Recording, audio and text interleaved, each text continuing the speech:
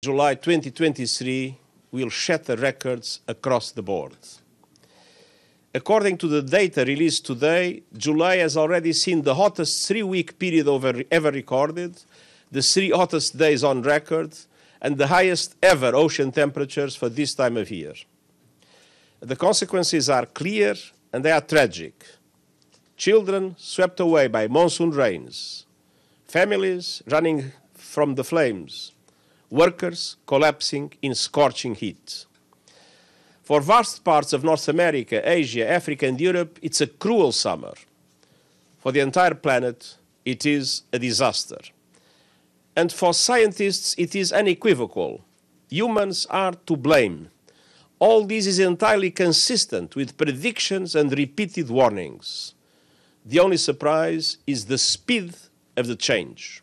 Climate change is here, it is terrifying, and it is just the beginning.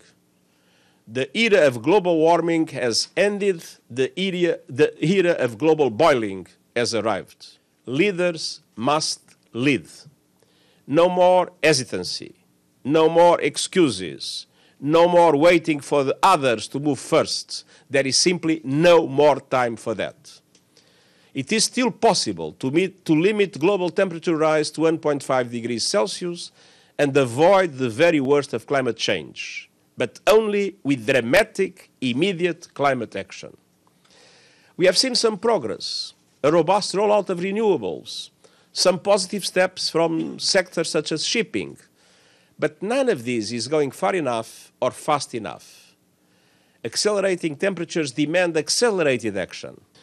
It is clear that, based on economic laws, that will lead to higher prices than the ones that would exist with the normal access of Ukrainian grains to international markets.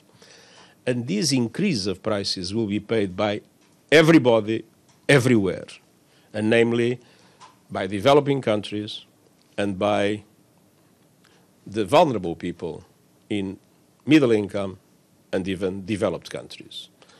So it's not with a handful of donations to some countries that we correct this dramatic impact that affects everybody, everywhere.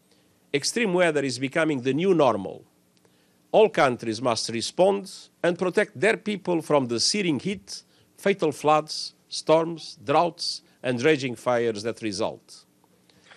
Those countries on the front lines who have done the least to cause the crisis and have the least resources to deal with it must have the support they need to do so.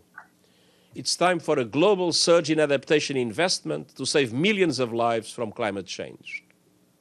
And that requires unprecedented coordination around the priorities and plans of vulnerable developing countries. Developed countries must present a clear and credible roadmap to double adaptation finance by 2025 as a first step towards devoting at least half of all climate finance to adaptation.